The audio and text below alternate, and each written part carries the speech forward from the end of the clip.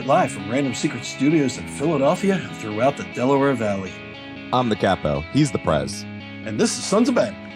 The Pod. Adam and Devin and anybody else out there listening to us, this is episode I'm pretty excited about.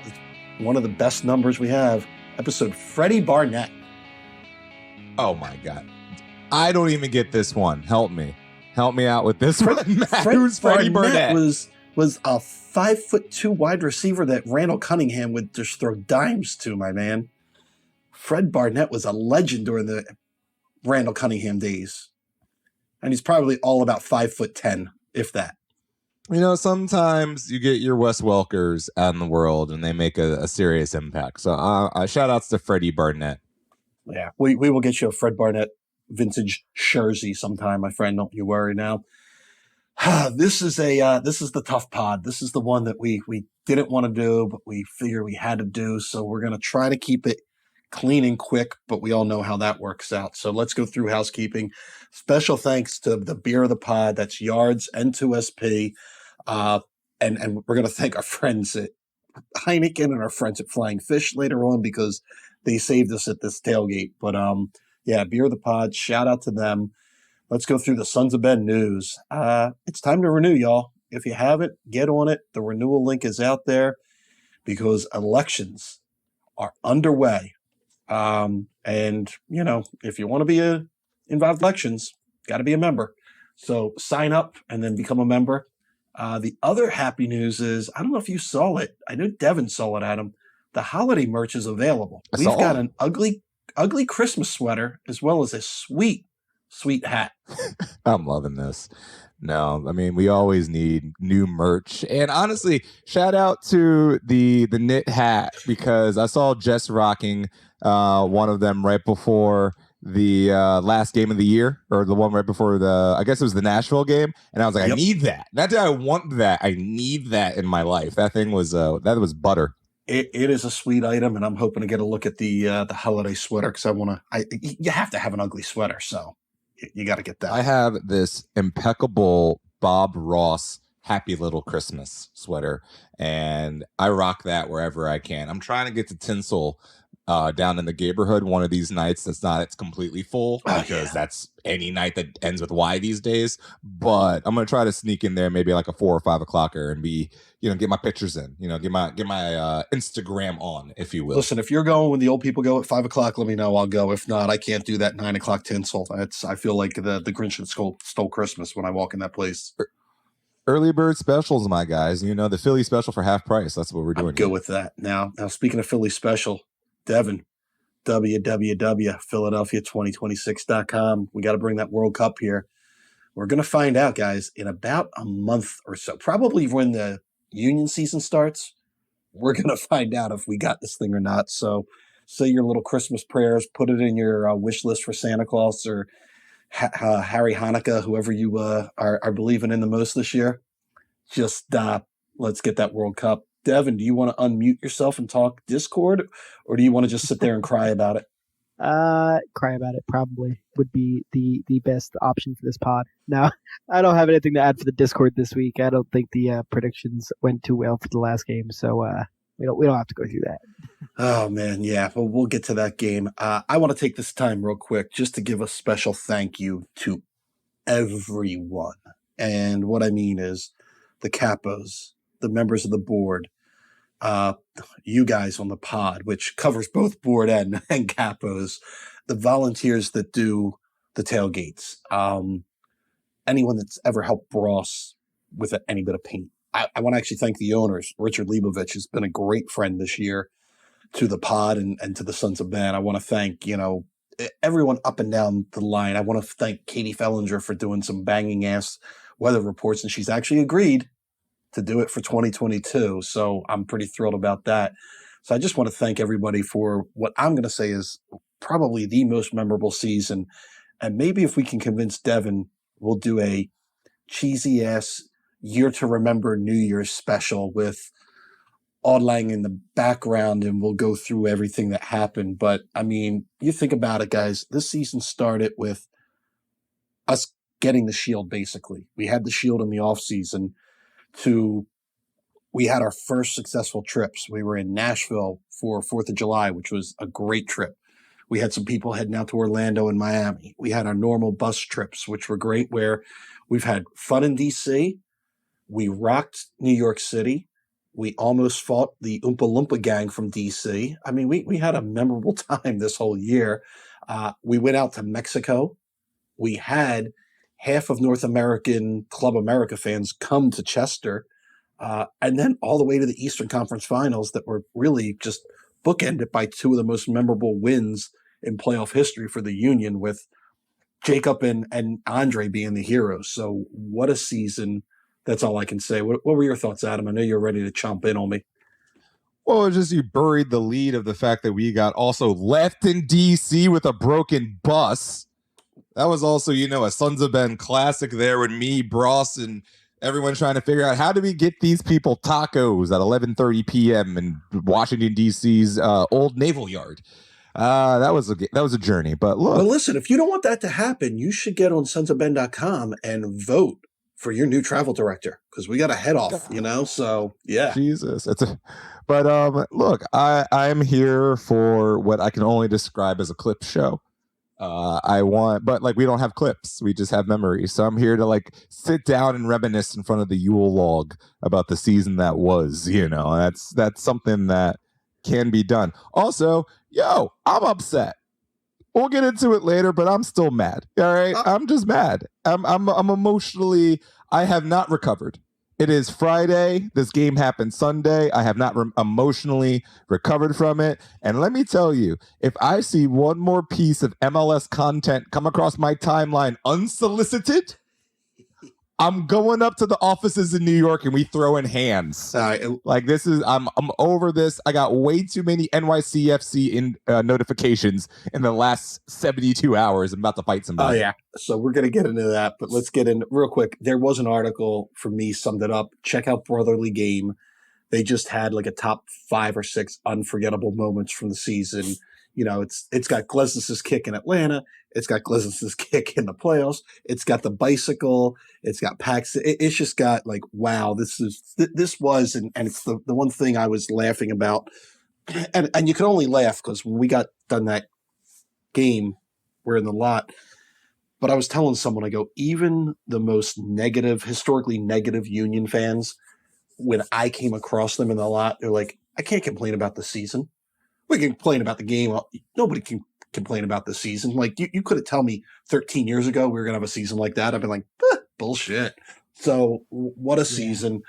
And now we got to look to, we're going to look to the future and review the past Sunday. So I don't know if you saw this, Adam. There is happy news. The Union signed a striker. Did you see? Oh, wait, no. He's a defender. They re-signed Jacob. 3 more years of Norwegian wood, my friend.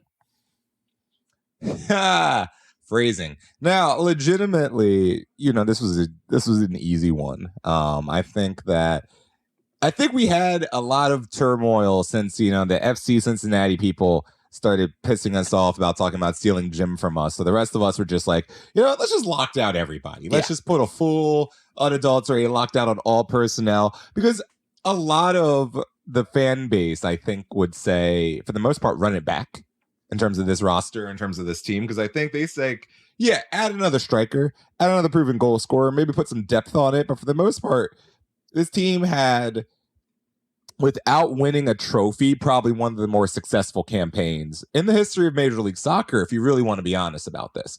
You had an American team make it to the semifinals of the Champions League, then post the second best record in the Eastern Conference, only behind a team that set the points record, and they finished it up with a quality experience going all the way to the Eastern Conference Finals in a situation where, and this is the catch-22 of the New York game, forever a Union fan will be able to say, we probably should have won that game. And a lot of people would be able to agree with that. So you don't truly know what the potential of this season could have been. This could have gotten all the way to the pinnacle, and we don't know. And that's the negativity of this. But no one could be upset about how this season went, especially if you were there when. You know, Here's the other thing. You think about the beginning of the season. Brendan moves on to Austria. Mark goes to Belgium. Ray decides to retire. Allie's a little older. You know, you're what were our expectations? Ilsinho gets hurt for a whole year. Ilsinho, we kind of knew. We're like, okay, we've got Paxton and Jack and Quinn Sullivan. We're like, what do we have? Is this going to blend? And to have this kind of season where they go to the quarterfinals of CONCACAF, they go to the Eastern Conference Finals, which they've never been to. We were in rare air, so yeah, no one can complain. Now, Devin, I guess let's do a little recap of the tailgate. Recap of the match. We don't have to go painfully into that, just kind of our impressions, and then we can kind of keep blowing through stuff. But Devin, again, I'm going to say this one more time to you and to the tailgate staff and everybody that was involved. Wow. Like that thing was crazy. There were so many people. We keep upping the amount of beer and it keeps going down. I mean, it keeps getting thrown down. Like how many we went through in the last half hour of the tailgate plus March, we went through 25 cases of beer, possibly 20 to 25 cases. Yeah. I mean, and that's on top of all those kegs we had. It was people were thirsty. Yeah. Now, tailgate was great. Tyrone Johnson and his wife came out, which was awesome. And I think Tyrone's one of the best people to represent Philadelphia sports media because he's just a regular dude. He was sitting in his chair watching the Eagles game because that's part of his job, walking around. He would get in line to get a beer. He wouldn't try to cut the line and be like, you know who I am. And let's not bury the lead. We had a special guest. We had the commissioner. That doesn't happen in MLS. That doesn't happen in Philadelphia sports. That doesn't happen in pro sports, where we had two of our owners, Richard and Jay, came out, and then they brought the commissioner. And I'll give you a little behind the scenes. Richard's talking to me. He goes, Jay, commissioner's a little nervous. And I go, it's going to be fine. No one's going to get in on him. It's great. And he came out. We talked real quick. I did a little introduction. Jay spoke. Don spoke. Then Adam did his thing. And afterwards I asked, hey, how did Don take it? And he goes, he actually loved it. He was blown away. He thinks you guys are one of the best supporter groups in the league. Truly meant it. So anyone that was there that was at the tailgate and saw Don and was cool, I thank you because, listen, it's the commissioner and he kind of want the commissioner liking us. So he did. And I thought that was a cool event. Just to recap another special event at the tailgate that just doesn't happen. I mean, Devin, what do we have? We've had all the owners pouring beer. I think we had this all-time NBA player strolling around. We've had Ernst giving toasts. We've had the commissioner. I don't even know what else we can do to top next year, but we're going to. But the tailgate has been the place to be pregame.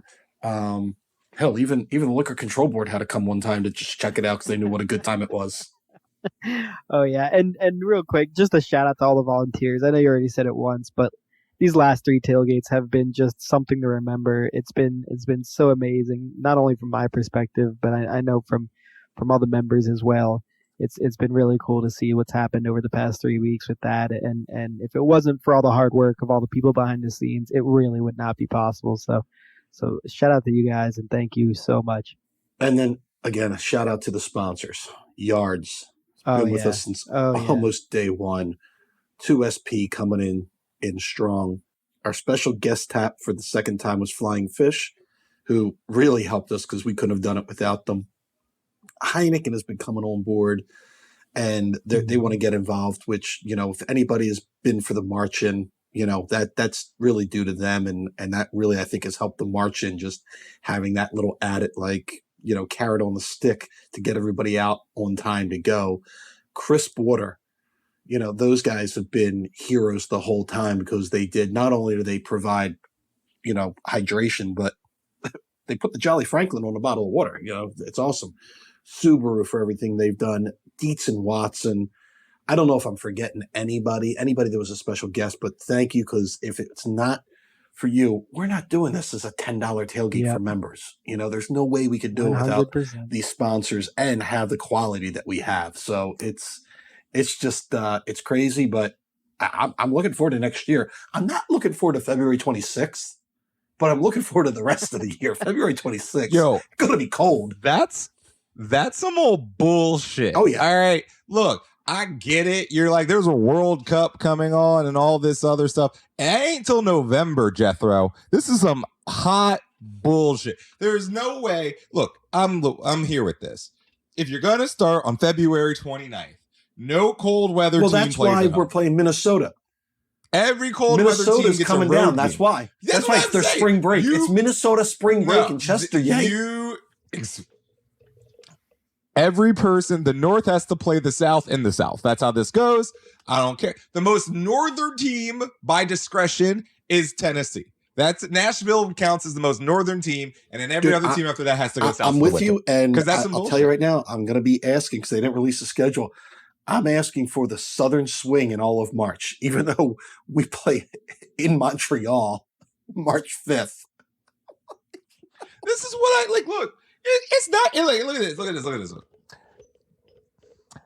It's just the dumbest thing when you don't have to do it that way. Because it's just like how if you're a fan of these teams, right? Like we'll show up to the bitter cold of these matches, but like if I'm the Union. Oh hell no! Do I expect to sell out? February 26th, 26th. You know? Do I? It's not leap year. Sorry, February 26th. Oh yeah, because I apparently thought it was a leap year. Yes. Fun fact: Ja Rule's birthday. Anyway, legitimately, I'm thinking to myself that they can't imagine. This is not an optimization of the dollar bills, is what I'm going to say. There's a better way to do this, and we'll figure it out, I'm sure. But this seems ridiculous, you know, because one, there's going to be a lot of people who are not going to go to a home game, and there's definitely going to be none of us schlepping our asses up to Quebec to watch that game in bleeping early March. Like, you've lost 2 potential tickets from people because you decided that February. Yeah, we'll go to February. So we'll get into that, but yeah, this should have been Atlanta, Orlando, Miami, Nashville swing without a doubt. But we'll listen, or just we'll play a neutral site in upcoming Tampa. Special guest, Mr. Don Garber. We'll ask him about this because we are working behind the scenes to get Uncle Don on the pod. Preseason college basketball style tournaments in the Bahamas. Go back to Disney World. I can wow you with my Disney World knowledge.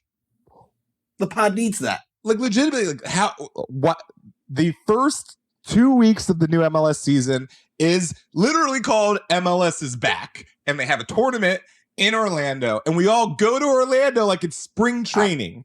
Let's do that. You'll get so many more people to do that than go to Montreal in March. All right. You know, I've heard this. We're going to go to the match, and briefly, because I know everybody's replaying this, and this is the one thing I want to say. Like, everybody that's upset about the COVID thing, read Kincaid's report, read some of the summaries. There was no way they were postponing this. And here's what I want to say. If the shoe was on the other foot, if New York City, they had 11 players out, would anybody be calling for us to postpone that game? No. It's the way the chips fell. It sucks. It just happened. This is the world we're in. We should be used to this by now. And you know what? We still could have won that damn game.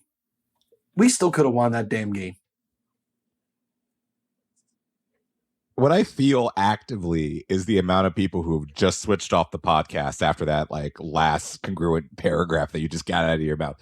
What do you mean I'm not supposed to be upset about this? Click. I'm going to go listen to all 3 points. That's an emotion, and you're not thinking logically or practically and knowing how leagues work and business works and postseason works. When the MLS decided to adopt an American-style playoff system, this was in stone. You know, this was going to happen. These guys. So were we gonna have to forfeit? Like, if the team was just COVIDed, if we had 25 members of the 20 members of the roster with COVID, was it just a straight forfeit? Because if it's not, I think if it is, then that's fine. If that's what you're telling me, if it's going to be a straight forfeit, there's no other that's fine. like the players that were under the protocol weren't. And maybe MLS has to update the protocols. That could be it. I don't have the inside knowledge on that. But what I was told was the players that were under the protocol, they weren't going to be eligible until like Tuesday, Wednesday to get cleared. So it's not like delaying it. So what, they delay it till Wednesday and play this game? MLS Cup was still set for a certain day with your TV partners and everybody else. It's a lot of money. They're not going to just, hey, let's do MLS Cup on a Tuesday night. No, of course not. But it's not like MLS gives a No. shit about rest. You know, it's not like they give a shit. Look, you had the one seed of the Western Conference play 5 calendar days before the one seed of the Eastern Conference did. You don't give a shit about balance or rest or anything like that. So I'm saying, play the game on Tuesday, still keep the game on Sunday. Let the Union be exhausted. I understand that. That's how like you said, that's how the chips fall. But I'm saying, if you said there was an opportunity that these people could have been cleared last week at any point, and it's not literally this Friday going into the Sunday final. Yeah. Look, I'm bitter.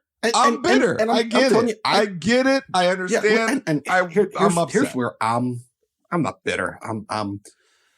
I hate watching New York City have success. I really do. And there's people on the third rail that I like. The guys, the Cooligans.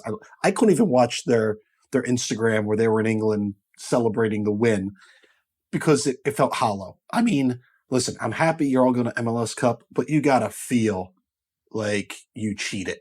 You got damn lucky. That's all I gotta say. I don't even want New York to feel anything. If New York feels they didn't cheat, they played the cards that they were handed. But they didn't cheat. They did exactly, because here's the thing. Look, this is not the same. Tati got himself suspended because he's a dumbass. Our guy just got sick. Quote, air quotes. So I feel like, it's a difference on that level. But look, I've been very neutral with New York City Football Club for the most part since they've entered the league. I'm rooting for Portland harder than I've ever rooted for anybody else, because it's just, to me, and this is only because I'm from Philadelphia, it just feels surreal. It feels something out of like a really bad sitcom, because you have a situation where you're coming off of 2 of the biggest wins in your club's history in the most dramatic fashions ever. You get your center back scoring a screamer against a local derby team. I don't call them rivals anymore. I just call them a local team from up the street. And you get a penalty kick shootout where your goalie subsequently saves and intimidates a team into missing every single penalty shot. And then when you have the city of Philadelphia, like, I'm walking down the streets and I see playoff banners everywhere. I see people with random Union hats. Every convenience store I went into with a Union jacket, someone made a comment. That was the first time in my entire life that wearing Union gear, which I have an insurmountable amount of, actually got me like compliments from random people out in the streets who weren't also like Sons of Ben members. I had the Monday. I was off because I was traveling, but I cut the trip short to make the game, which is a whole other story. I was in my local diner in Fairmount, and I had a Union jacket on and my Sons of Ben 47 hat. Another shout out to a great partner we have, and the diner waitress, who is Eagles, Phillies, and probably Flyers, nothing else. And she goes, has not thought about the Sixers one moment of her life. You a Union fan? Oh my God, they almost had that. Oh, like, she was watching it, and I'm going, they hit everything. And this is the last thing I'm going to say. I was only really, really sad on Monday, Tuesday when I realized the Eagles were in a bye, and if the Union were playing the MLS Cup, this whole week would have been Adam, you, me, and Devin and the board would have been so busy doing media, like, unnecessarily, because this whole town, since no Eagles game, would have been Union 24/7 from Monday to, MLS Cup. It was just, so that I'm sad about. Missed opportunity, but I'm still proud of the guys, and there's nothing else we could do. And let me get in this real quick, because I don't think I have it in the notes good. All I know is I can tell you, the faithful listeners, you've seen the articles that Ernst is on a mission for a number 9. I can tell you, he's got full backing of the owners. So it's time to go hunting. Like, woo! At the same time, look, I hope the biggest thing that came out of this season is Sugarman realizes spending money is an option.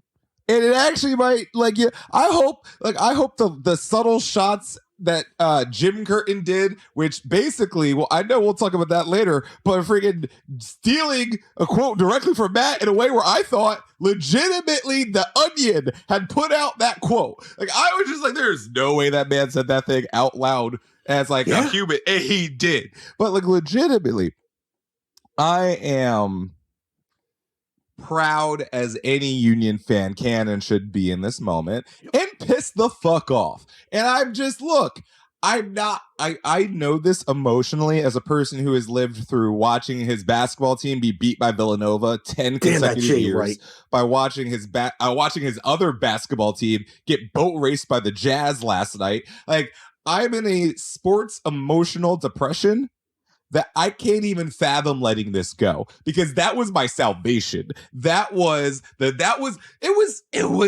time. It was perfect. All right. You had Philadelphia at its peak its valley of sports. You had everything that can go wrong in Philadelphia sports going wrong simultaneously. We got a Gardner Minshew hanging out somewhere. We got an MVP and a Cy Young winner on a team that was barely over 500. We got the Flyers, who legitimately there's nothing there. There's not even a version of salvation. Devin can hop on at any time to stop me with this Flyers thing, but seriously though, there's literally nothing there. There's not a prospect in the farm system.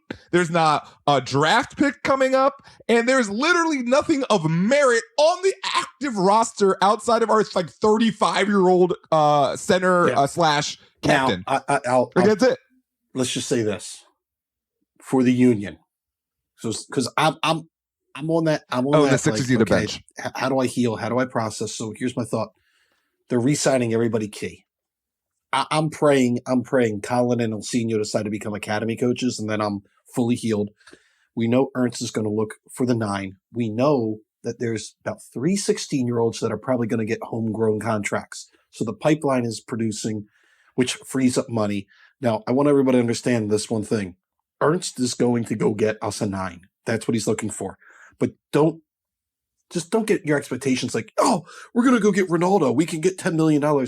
That's not the right fit. Will it be a pricey person? Yes, but he's got to be able to fit within this team. You can't have one diva. You can't have a Ben Simmons with a bunch of other guys that are regular, bring your lunch pail to work kind of guys. So it still has to be the right fit. I don't think it's going to be a huge name, but I think it's going to be somebody that everybody else was trying to get and Ernst grabs, So I'm just excited because I trust Ernst. Picking athletes is not a science, despite what, the Eagles think and Howie Roseman thinks. It's not a numbers game. Thanks, Billy Bean. But they've got to get that right talent as well as somebody that will fit into the culture of this team, because the one thing that's good about this team is they play like a team. You watch these guys, they all get along. There's not this bunch of egos. I don't need a McNabb T.O. situation right now. I want to make sure this team keeps building. And so listen, I'm nothing but optimistic about 2022. I haven't felt this good about a year since 2019 going into 2020, Adam. I'm waiting for you to choke. But no, I think it's going to be good. And Adam, to your point, we're talking MLS Cup Saturday, 3:00. I don't know what I'm doing, but I know I will have a no pity scarf with me at all points. Because like you, Adam, you're Rip City till you die. Yeah, man, I'm going to wear a Portland Thorns jersey. I think that's appropriate. Maybe I'll go get my Bill Walton Blazers jersey from way back in the day, even though my dad hates him for being the Sixers at one time. Anyway.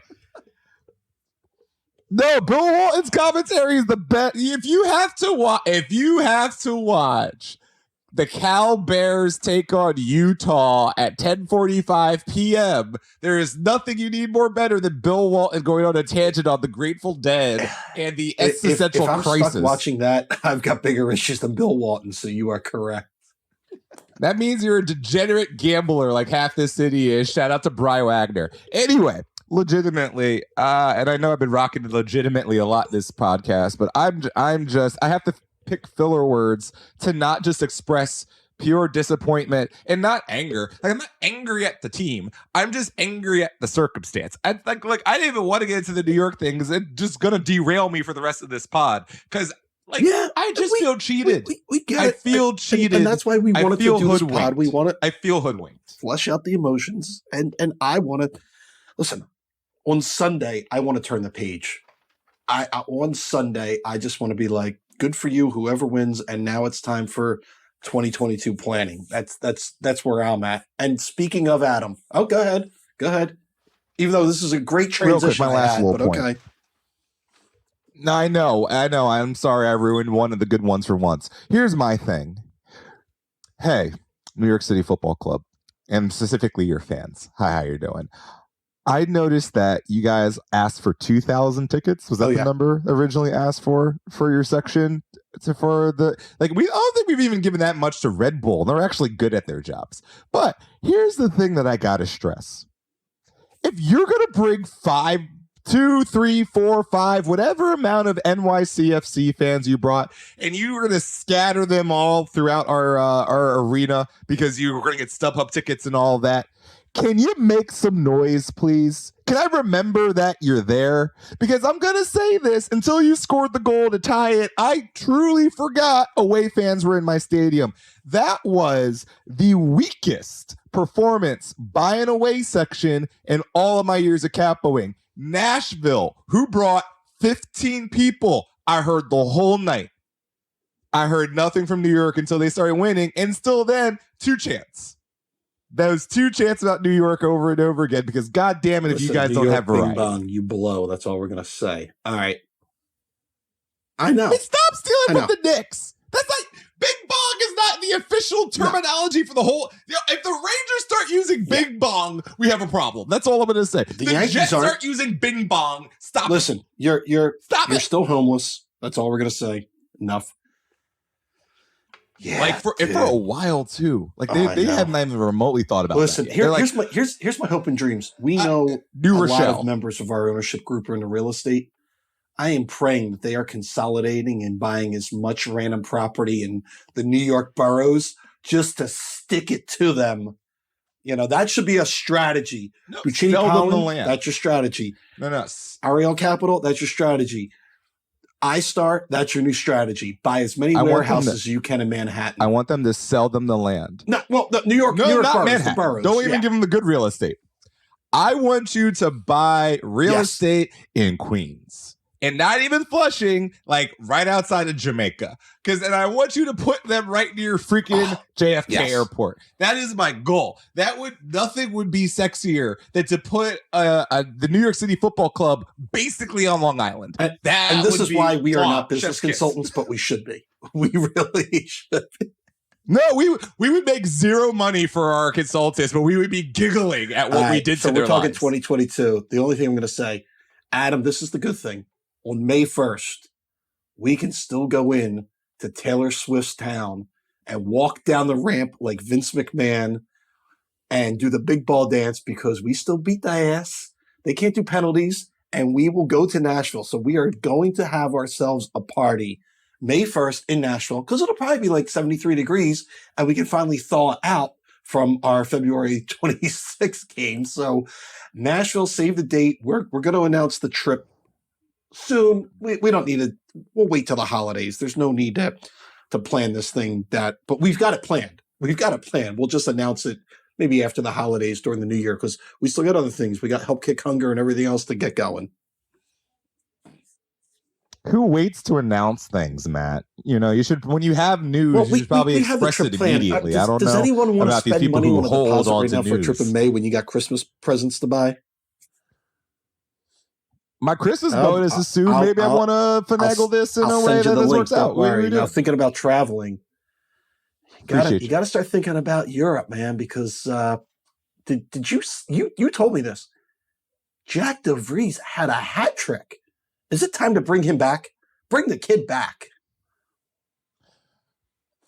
I think that if Venezia is intelligent, they're just gonna sign him and keep him forever because He's an American owner, and if you've noticed that he's been collecting a lot of Americans, and I think he wants to make Venezia America's Italian team. And there's some merit to that because now Serie A has a contract with ESPN. So you definitely want to be the team that gets the most eyes on it.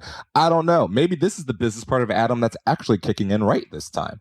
No, legitimately, the kid is tearing it up over there. And it's fun to see because it's him, it's Trestman, Gianluca on the first team. Like you're seeing a stream of Americans pour themselves into Italy like that. And I'm like, is this not for the national team because they still got work to do, but is this the golden age for the professional American soccer player? I mean, and that's for another pod. Let me just update.